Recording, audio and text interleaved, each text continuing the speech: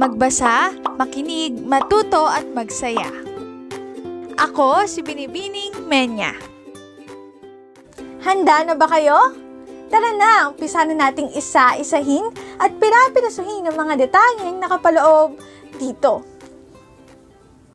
Maaari kong ibigay ang soft copy ng video na ito, mag-email ka lamang o kaya naman ay mag-message sa aking Facebook page. Ilalagay ko ang aking email sa gitnang bahagi ng video at ang Facebook page naman ay sa huling bahagi matatagpuan. Maraming salamat sa panonood! Sa balik-aral, tandaan na bago mag-start yung lesson, kailangan lagi nagbabalik-aral. Nakalagay dito, kanina nabanggit ko na may bago tayong talakayan ngayong araw. Pero bago tayo tuluyang magsimula ng bagong paksa, halina at balikan muna natin ang ating nakaraang paksa. Unang tanong, ano nga ulit ang pamagat ng mitolohiyang ating tinalakay noong nakaraang pagkikita? Sasagot yung mag-aaral, ang pamagat po ng mitolohiyang tinalakay natin noon ay sina Pebeo at Ruan. Sumunod, sasagot yung teacher, magaling! Ang mitolohiyang sina Pebeo at Ruan ang tinalakay natin noong nakaraan. Dito tandaan na kapag sa pinapakitang turo, hindi dapat mawawala yung papuri doon sa mga estudyante, lalo na kapag tama yung sagot nila. Lagi akong pinapaalalahanan nung teacher na nag-handle sa akin na lagi nalaga na magaling, mahusay, eksakto, para matutuwa rin yung bata at kahit man tayo na dumaan din sa pagiging estudyante, gusto natin yung pinupuri tayo Parang, wow, ang galing-galing ko pala. Ang husay-husay ko pala. Kaya dito makikita nyo sa lesson plan ko na may mga magaling, mahusay, eksakto, tumpak. Noong una, nahihirapan akong ilagay siya kapag dry run na. Pero nung final demo ko, sobrang pasasalamat ko sa Diyos na nagawa ko halos lahat ng pinaraktis ko. Kaya practice lang talaga ng practice. Sumunod na tanong, ano nga muli ang kahulugan ng mitolohiya? Ito po ay panitikan na kadalasang pumapaksa sa mga Diyos at Diyosa. Mahusay, tamang iyong kasagutan. Katlong tanong, ano ang iniwang mensahe ng akda? Ang mensahe pong natutuhan ko ay maling mandaya at lalabas pa rin po talaga ang katotohanan sa bandang huli. Ikalawang estudyante, ang mensaheng natutuhan ko naman po ay kapag tayo ang nakatadhana, walang magiging hadlang at kayo pa rin po ang magkakatuluyan. Magaling, tumpak ang inyong kasagutan. Ang tip ko lang dito kapag gagawa kayo ng balik-aral, kahit simpleng tanungan na lang, huwag nang gumawa ng mga palaro, kasi lalong tatagal. Diba kapag final demo, 1 oras lang. Final demo namin, ang nire-require lang ay hanggang 1 hour, tapos 20 minutes na sobra lang. Kapag lumagpas ka na doon, redemo, kaya talagang strict sa oras. Hanggat maaari dito sa bahagi ng balik-aral, ang gawin na lamang ay simpleng mga tanungan. Doon na lamang maglagay ng mga palaro, ng ibang activity sa motibasyon at sa iba pang bahagi ng lesson plan. Dito rin makikita nyo, 2 yung naging sagot sa mensahe. Yun din yung isa sa mga sinuggest nung city ko. Kanina A, ngayon dadako na tayo sa B, paglinang sa gawain. Dito na magsisimulang buksan yung bagong topic. Dahil tapos na nga tayo magbalik-aral. Sumunod, pagganyak sa paksa. Ito na yung motivation. Ang ginamit ko dito ay hulawit. Nakalagay dito, excited na ba kayo sa darating na Pasko? Ang inaasahan kong sagot ng mga bata ay opo. Pero hindi pa rin maiiwasan na may mga sumagot na hindi. Lalo na nung dry run ko, ang daming mga bata na ang sagot ay hindi. Pero wag nang ilagay yon. Ang ilagay na lamang ay yung mga positive na sagot tulad ng opo. Sumunod, ilang araw na lamang ay Pasko na. Kung bibigyan ko kayo ng regalo, anong regalo ang gusto ninyong matanggap?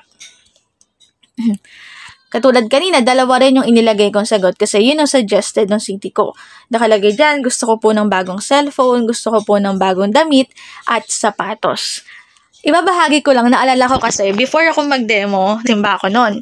Tapos ang sabi nung pare sa amin, sabi, anong gusto nyong makuhang regalo? Kausapin nyo nga yung katabi nyo, tanongin nyo kung anong regalo yung gusto nilang matanggap. Tapos, gandang-ganda ako doon. Kaya ginamit ko rin yun ng mismong demo ko. Napuri pa nung aking city. Sinasabi niya na mas buhay na yung naging demo ko kumpara doon sa mga nagawa kong dry run. Tinanong ko din doon sa demo ko na Sige nga mga bata, anong regalo yung gusto nyong makuha sa darating na Pasko?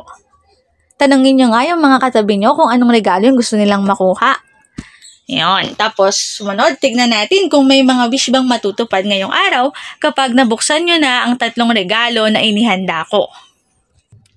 Ang ginamit ko kasi dito sa motivation ko ay yung hulawit nga. Naghanda ako ng 3 regalo at yung regalo na yon naglalaman yon ng mga bagay na makukuha na ng mga mag-aaral once tama yung maging sagot nila. Sumunod, bilang pasilip sa ating magiging bagong paksa, naghanda ako ng isang aktibidad. Ito ay tinatawag na hulawit. Magpapatugtog ako ng 3 awitin at tuhulaan ninyo kung ano ang pamagat ng awiting iyon. Panuto. Itong panuto, nilagay ko rin to sa PowerPoint. Willing din akong isend yung ginamit kong PowerPoint. Sumunod, panuto, ipasa-pasa ang regalo sa saliw ng awitin. Sa oras na huminto ang awit, ang mag-aaral na natapatang may hawak ng regalo ang huhula sa pamagat ng awitin. Dito, naglagay ako ng mga pictures para mas makita ng mga observer ko kung ano ba yung mangyayari. Nilagay ko dito green na regalo kasi yung ginamit ko sa pinaka-demo, green din yung balot. Nakalagay dyan, ibibigay na ng guro ang unang regalo sa mag-aaral sa harap at patutugtugin na rin ang unang awitin. Ipapasa-pasa na mag-aaral ang regalo habang tumutugtog ang awitin. Ihihinto na ng guro ang awitin, tatayo at sasagot na ang mag-aaral na nahinto ang may hawak ng regalo. Bale, ipapatugtog ko yung kanta at habang tumutugtog yun, ipapasa-pasa ng mga mag-aaral yung regalo na iniabot ko, which is yung regalo na kulay green nga yung balot. At kapag hininto ko yung kanta, ihinto rin yung pagpapasa-pasa at kung kanino matapatan o mistop yung regalo, siya yung sasagot ng pamagat ng kanta. Nakalagay dito, ang pamagat po ng awitin ay mano po ninong, mano po ninang. Ang sagot ko naman bilang guro, magaling, wasto ang iyong kasagutan. Bilang premyo ay maaari mo nang buksan ang regalo. Sa iyo na ang laman yan. Sa iyo na ang laman yan. Nakalagay dito, bubuksan ng mag-aaral ang regalo. Ito ay naglalaman ng suklay. Yung suklay, may kaugnayan yun dun sa pinaka-lesson ko na aginaldo ng mga mago. Tapos itutuloy lang, ibibigay yung ikalawang regalo. Ganun lang din yung format. Nilagyan ko ulit siya ng larawan na nakuha ko lang din sa Google. Kulay pula yung balot kasi kulay pula din yung balot ng regalo na ibinigay ko sa ikalawang pagkakataon. Ganun lamang din. At kung kanino huminto yung regalo, yun ang sasagot ng pamagat. Nakalagay dito, ang pamagat po ng awitin ay namamasko po. Nakalagay dyan, mahusay, tama ang iyong kasagutan. Bilang premyo ay maaari mo nang buksan ang regalo. Sa iyo na ang laman yan. Bubuksan na rin ng mag-aaral at ang laman naman nun ay bracelet ng relo. Yung bracelet ng relo, may kaugnayan din siya doon sa aking lesson na aginaldo ng mga mago. Tapos, ito na yung panghuling regalo. Ito nga yung regalo na kulay dilaw naman kasi kulay dilaw din yung balot ng regalo na ginamit ko doon sa aking final demo. Katulad ng mga nauna, kung sino yung nahintuan, siya yung sasagot sa pamagat ng kanta. Nakalagay dyan, ang pamagat po ng awitin ay kumukuti-kutitap. Ang sagot ko doon sa sagot ng bata ay magaling. Tama ang iyong kasagutan. Bilang premyo ay maaari mo nang buksan ang regalo. Sa iyo na ang laman yan. Nakalagay dito, bubuksan ng mag-aaral ang regalo. Ito ay walang laman. Walang laman ito dahil ang laman nito ay gagawin ko pa lamang. Naalala ko ng demo ko, nag-finger heart ako noon at sinabi ko ang laman ng ikatlong kahon ay ang aking pagmamahal. Dito pala sa motibasyon, kung makikita na dito sa flow, laging tama yung